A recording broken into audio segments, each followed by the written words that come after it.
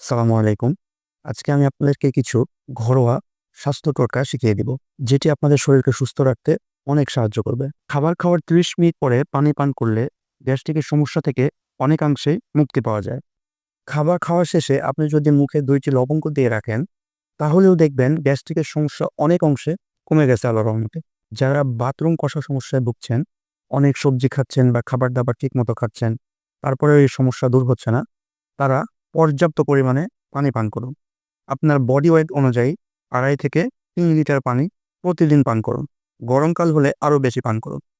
আপনার শরীরে যখন পানির ঘাটতি থাকবে না, তখন দেখবেন আপনার বাথরুম অনায়াসে ঠিক হয়ে গেছে। শরীর কষা বা বাথরুম কষা রোধে পর্যাপ্ত পরিমাণে পানি পান করা একটি জাদুকরী স্বাস্থ্য টোটকা। এরপরে রাতে খাবার পর ও ঘুমানোর আগে দাঁত ব্রাশ করে ঘুমালে এটি আমাদের হার্ট অ্যাটাকের ঝুঁকি অনেক পরিমাণে কমিয়ে দেয়। প্রতিদিন ১ চিমটি করে কালো জিরা চিবিয়ে খাওয়ার অভ্যাস করুন। এটি আপনার শরীরের রোগ প্রতিরোধ ক্ষমতাকে অনেক গুণ বাড়িয়ে দিবে। মাথা ব্যথা করলেই সর্বপ্রথম পানি পান করুন।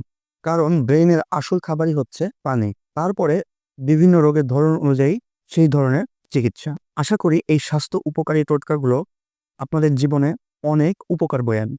ভিডিওটি উপকারী মনে হলে অবশ্যই আপনার পরিচিত জনদের মাঝে শেয়ার করে দিন। নিয়মগুলো নিজে মানুন, সুস্থ স্বাভাবিক জীবনযাপন করুন। স্বাস্থ্য উপকারী শর্টস ও ভিডিও প্রতিনিয়ত পেতে অবশ্যই চ্যানেলটি সাবস্ক্রাইব করে রাখুন। পাশে থাকা বেল আইকনটি প্রেস করুন।